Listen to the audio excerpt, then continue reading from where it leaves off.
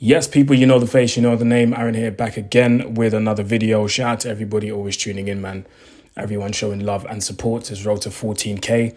If you want to help this channel, if you want to help the algorithm of this channel, which means if you want to help this channel being pushed to the right people that watch football, that watch Man United, Premier League football and all sorts of football, please do these following things for me. Please like the video, subscribe to the channel, share the video, comment, all of these good things. You're contributing to the algorithm of this video. So shout out to everyone involved. Also, I've had a few DMs about it, and I've tried to not respond to it because I don't think it's a thing for me to do. But, you know, somebody really wanted me to say that. And, you know, I respect, I don't want to say fans, but I respect the people that watch me and I respect their wishes. So whatever you guys want me to do on this channel and whatever you guys want to see, I'm going to try and respect it. So I'm going to leave a link to my PayPal in the description below because, you know, some of you have asked me if I would accept you guys to support me because you think I do some good stuff. And you know what? I'm just going to go ahead and accept it, you know, because that's you guys' wishes. So I respect you guys' wishes on this channel. If you want to see something in particular, please let me know as well. And yeah, listen, let's get into this reaction. So yeah, PayPal link in the description below and feel free to support. Yeah. Man United 0, Crystal Palace 0, Crystal Palace 0, Man United 0, however you want to say it. I'm not impressed, man. I'm not impressed because during the week, we won 7-0 against Barnsley, and a lot of people on TikTok got onto me saying, why is this guy not making videos? It's because we won, and he's always got negative stuff to say. You watched the game today? This is why I don't get gassed. This is why I don't get carried away. And this is why I'm not too euphoric. Because I know what's coming next. Or at least I try to think long term. I don't just think game by game. I don't live for today. I think about tomorrow. I think about the next game and the game after that and the game after that. And all of my concerns I had when I made a video, was it a week ago, 2 weeks ago, during the international break, when I said that I was concerned how many games from the busy schedule we were going to win. It's not looking good. It's not looking good. Well, obviously, we won against Southampton, but like I said, we won, but they were bad. We won against Barnsley. We're supposed to do that. But I did say that Palace was going to be the test. Palace was going to be the test to see if we can implement the same things we did against Barnsley and against Southampton and apply it to Crystal Palace. Because prior to us playing them today, the last time we went there, we got slapped 4-0. So I wanted to see a change. There are absolutely no excuses. We didn't have any injuries today. Everybody was fit. And no, I'm not counting Luke Shaw because I'm tired of people saying Luke Shaw was injured. Like Luke Shaw would have made a difference today. Like Luke Shaw would have contributed to anything positive today. Like Luke Shaw was going to be the difference maker in us winning against Palace today. So I'm not counting him. Not counting Malacia. He's been gone for like 2 years nearly. So what is the point? No excuses. Everybody was fit today. Everybody was fit to play. And we're still stagnating. We're still stagnant. This is his third year. I'm talking about Ten Hag. Stagnant. As much as the players need to take responsibility, I'm also looking at the manager because this is your team. Everybody who you wanted gone is gone. And everybody who you don't want to play is not playing. Everybody you want to be at the club is at the club. And everybody you wanted to bring to the club is at the club. So I don't know what more he needs. And I did say that new players are not, I repeat, new players are not going to solve a coaching issue. And after watching this game today, I got proven right. And you guys know me, I'm not the type of guy to, be sat here in front of the camera and start screaming and shouting. If I'm upset, you're going to see that I'm upset and you're going to hear it in my tone. If I'm frustrated, you're going to hear it in my tone as well. But yeah, I think the overall feeling I have now is just, bro, I'm tired, man. This is tiredness now. This is tiredness. 2.5 years of the same thing. Like, there's no progression. We're seeing this, then there's a slight improvement.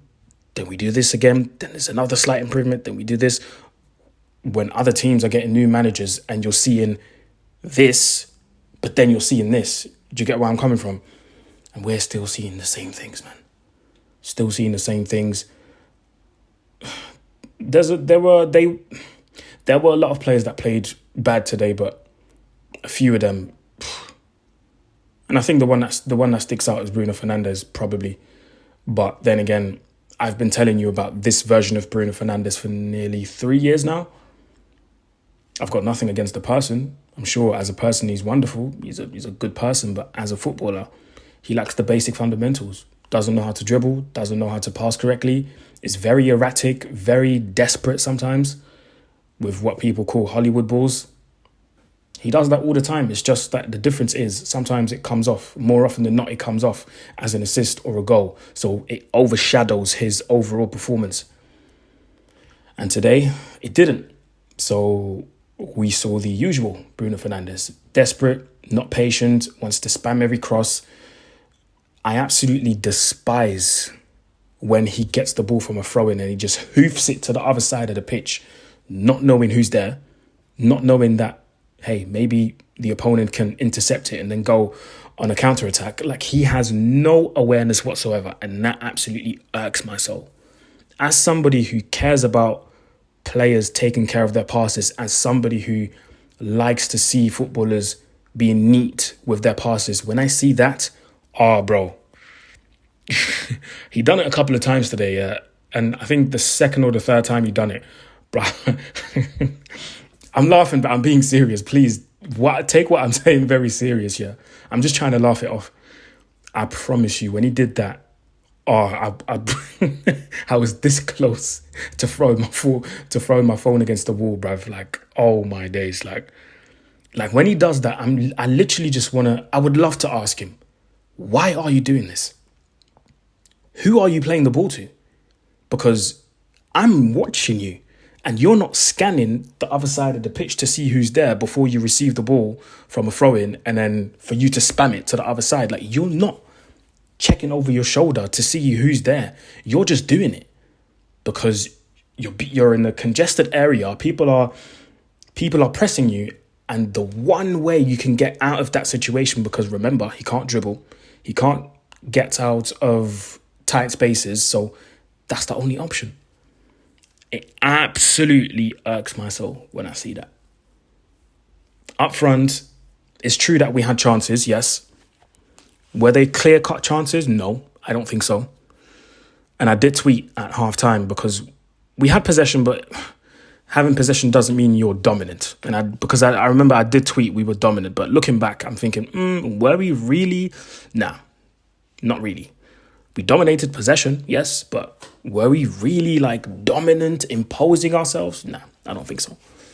I tweeted at halftime and I said, United are the better team. They should have scored a minimum of 2 goals, but they have to be careful to not let Crystal Palace grow into the game or grow back into the game, because if United let Crystal Palace do that, the way they let Palace do that towards the end of the first half, when Eze had that big chance, United are going to be in trouble. And that's what happened in the second half. We let Palace grow into the game. We let them grow into the game. The chances that we had in the first half dried out. We were not neat with our passing. We were not neat with our awareness, with the duel. Sometimes we were losing them, loose balls, losing possession, being dispossessed. It wasn't good, man. It was not good. It was not good. And it's going to lead me to my next point. Again, Erik ten Hag, his in-game management and his substitutions are so bad. Piss poor, man. I have to say piss poor, because let me not kid you, yeah. all of the subs he made were wrong. We needed a goal, and we were better off taking off Garnacho, for example, and bringing on Rashford and leaving him on the pitch together with Eriksen, Ahmad, and Xerxes, who were part of our chances creation committee, because Bruno was not part of it. He's not been part of it for a long time, to be fair. But like I said, that's a story for another day. We were better off leaving these guys, letting these guys play together and create something. Something would have happened, in my opinion. But instead, he makes substitutions. We need a goal. Remember, we need a goal to win this game. He takes off Ahmad, wrong sub. He takes off Xerxes, wrong sub. He takes off Eriksen, wrong sub. And he brings on Ugarte, Højlund, Rashford. Like I said, should have started. He brings on Højlund. He brings on, what's it called? Ugarte. He brings on, who else did he bring on? I can't remember. I think those were the three subs, innit? Please let me know in the comments as well if I can't remember. I'm sorry, this is straight after the game. Wrong subs. And as soon as these men came on, the game died. Game died because that little bit of urge, that little bit of how do you call it?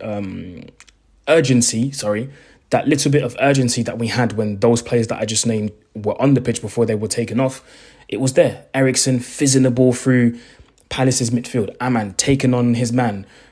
Xerxes dropping deep, linking up play very well. Playing through Garnacho like he did in the first half. Playing other people through, like combining well. Like, it was gone. It was gone. And like I told you, Højlund, I've got massive issues with his fundamentals. Surprise, surprise. The first ball that gets played into him bounces off his shin. Not a good first touch. Boom, whole game off. So yeah, I don't think that under this manager will become any better. I genuinely don't think that.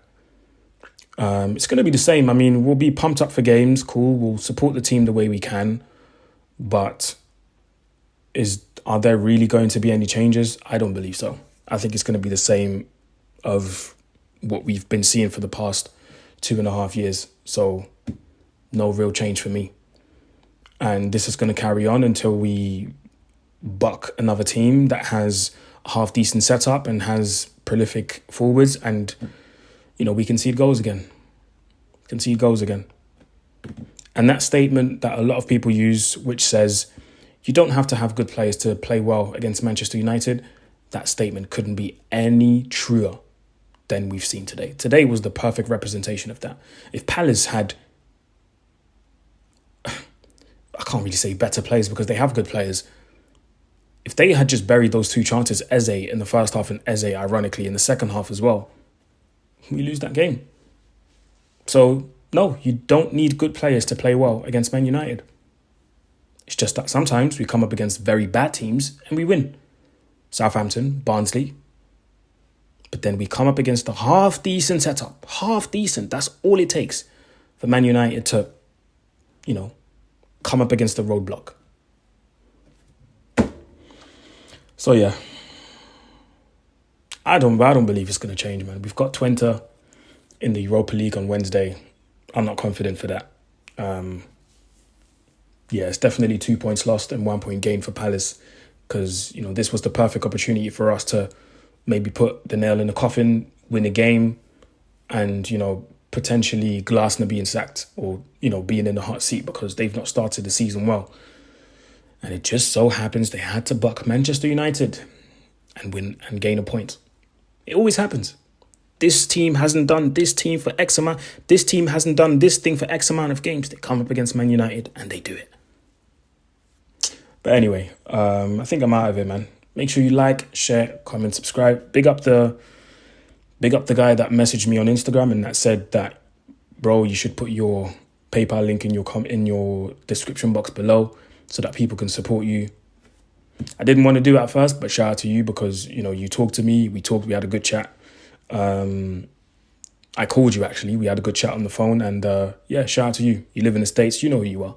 Shout out to you, man. I appreciate you. Like, share, comment, subscribe. And I guess I'm out, people.